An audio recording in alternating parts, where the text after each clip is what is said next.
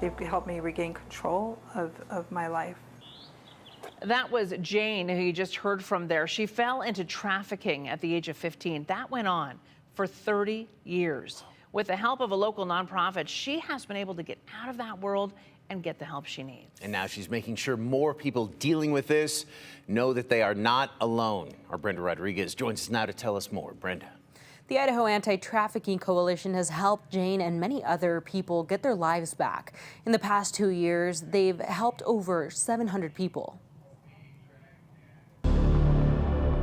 When I was 14, I started running away from home. That's how Jane said it all started, unhappy with her home life in Canada. I was in a mall and I was recruited by a pimp. And so then I started being human trafficked over in Canada. Shortly after, she was sold to a man who later became her boyfriend, someone who she thought loved her. He was like my knight in shining armor. Turned out to be her biggest nightmare. Him and his friends decided that they were going to smuggle me over to the United States. A couple years later, she married him and had children. I got married, but I was still being trafficked at the same time. I went for a few decades just thinking that this was my ex-husband, and I didn't look at him as my trafficker. I just thought, like, we needed food, we needed whatever, so I just would do what he was saying. Jane decided to leave her husband after she said he molested their daughter, but still had a hard time escaping her reality. In 2018, her life turned around when she received her visa. I knew I was done then, like that was my ticket to be out of that world. But it was hard to move away from that world. She said she received many threats.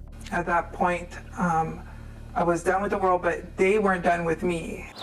That's where Idaho Anti-Trafficking Coalition comes in. I was able to get safe housing and get away from the traffickers. The nonprofit provides a safe environment and resources to those who have been trafficked. We work alongside various community members throughout the state to ensure that there is a safe continuum of care. In the last 2 years, IATC has helped 711 people age ranging from 0 to over 65 years old and received over 2,000 crisis calls, but that number continues to grow. We see an increase in our crisis calls, especially around the state, because of the services and supports that we will provide. Providing resources like shelter, crisis intervention and supports, food, clothing, basic necessities, transportation, relocation assistance,